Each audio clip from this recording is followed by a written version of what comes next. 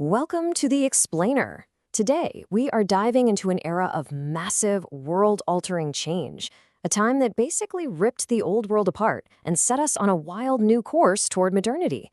We're talking about the Renaissance, a period that didn't just reshape maps and politics, it completely redefined what it even means to be human. You know, this quote from a play about Galileo, it just nails the feeling of the time. Everything was suddenly in motion. And you can really think of it as two incredible journeys happening at the exact same time. One was a journey outward, looking up to the stars, and completely reimagining our place in the universe. And the other? That was a journey inward, a deep dive into the human experience itself. For 1,000 years, the universe was, well, a settled deal. You looked up and you knew what you were seeing, a perfect, orderly creation with Earth and all of humanity sitting comfortably right at the center of it all. Everything had its place. But the Renaissance didn't just poke holes in that neat little picture. It completely blew it to pieces. So this is where the fight really begins. On one side, you have the old view, geocentrism. This was the system from the ancient astronomer Ptolemy, and it was official church doctrine for centuries. It made sense, right? Everything revolves around us. But then came this new radical idea, heliocentrism. And the thing is, it wasn't just a different opinion. It actually fixed a ton of mathematical problems that astronomers have been struggling with for ages, trying to make the old Earth-centered model work. Now, this massive shift wasn't the work of just one person. It was more like an incredible relay race of genius that spanned over 150 years. It really kicks off with Copernicus, who carefully published his sun-centered model right at the end of his life. Then you have Tycho Brahe, who, get this, created the most accurate star charts of his time without even using a telescope. His data was then handed off to Johannes Kepler, who figured out that planets move in ovals, ellipses, not perfect circles. Of course, there's Galileo, who got into huge trouble with the Inquisition for backing these ideas. And finally, Isaac Newton comes along, stands on the shoulders of giants, as he said, and gives us the universal laws of gravity. That was the final piece of the puzzle, the mathematical proof for this whole new way of seeing the cosmos. Newton's work was just this unbelievable triumph. But in solving the mystery of the planets, he opened up a whole new can of worms. I mean, think about it. If the whole universe, from an apple falling from a tree to a planet orbiting the sun, is just one giant predictable machine, where does that leave us? What happens to your free will, to your choices? Are we all just cogs in a cosmic clock? This question, well, it would keep philosophers up at night for centuries. And here's the beautiful irony. At the exact same moment that Earth was getting demoted from the center of the universe, a brand new subject was being promoted to the center of everything. And that subject was, well, us, the human being. This huge shift has a name: anthropocentrism. It's the engine that powered the whole cultural movement we call humanism. The focus basically flipped. Instead of a God-centered universe, or theocentrism, the spotlight turned directly onto human potential, human achievement, and the whole messy, beautiful human experience right here on Earth. Suddenly, we were what was worth studying, painting, and celebrating. You can see this new obsession with humanity just explode in the art from this period. An artist wasn't just a craftsman anymore, paid to paint a Bible story. They were now investigators, almost scientists of the human body. Take Michelangelo's famous statue of Moses. Yeah, he's a religious figure, but look closer. What you're really seeing is a study in raw human power and emotion. You can see the veins popping in his arms, the muscles tensing in his neck. It's a celebration of the human machine as much as it is of the Holy Spirit.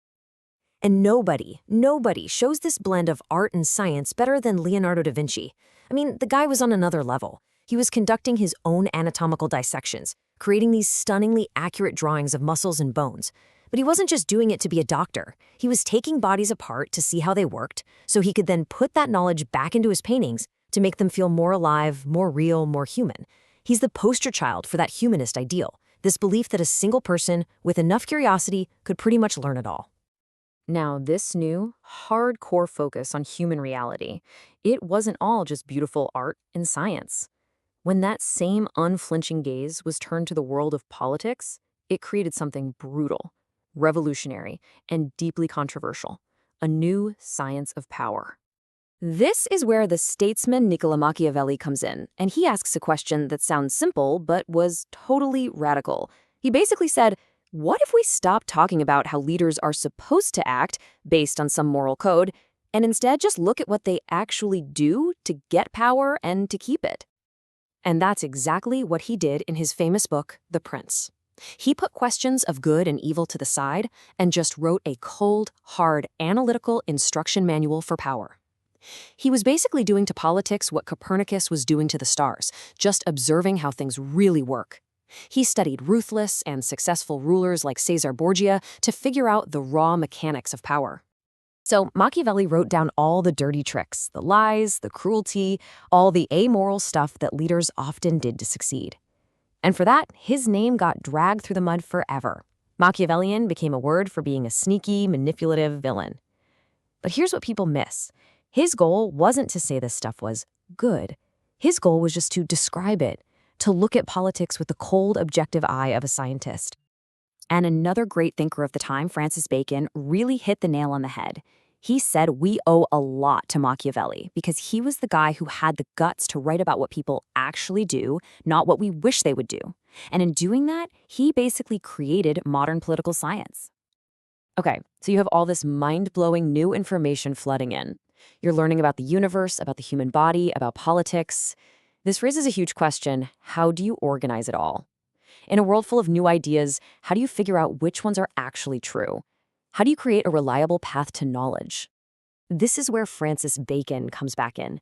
He looked around and saw two kinds of thinkers, and he thought they were both getting it wrong. He came up with this brilliant analogy. On one side, you had the rationalists, who he called spiders. They just sit and spin these complex, beautiful theories out of their own heads, but they're disconnected from reality.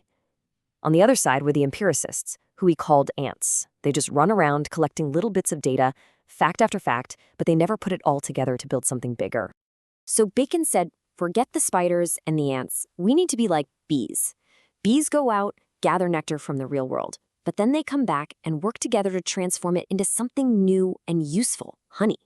His solution was the foundation of the scientific method we still use today. First, he said science has to be a team sport. People have to work together. Then you go out and systematically collect data. But here's the key part. You analyze that data as a group, looking for patterns. And only then, after all that hard work, can you start to form general principles, or what we'd call natural laws. But, and this might be his most brilliant idea, Bacon knew that the biggest roadblock to truth wasn't a bad method. It was us. It was our own brains. He identified 4 types of biases, or idols, that mess up our thinking.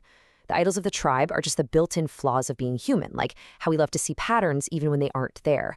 The idols of the cave are our own personal echo chambers, the biases we get from our family, our friends, our own little world. The idols of the marketplace are the mistakes we make because language is messy and we end up arguing about words. And finally, the idols of the theater are the big established ideas, dogmas and philosophies that we just accept without ever questioning them.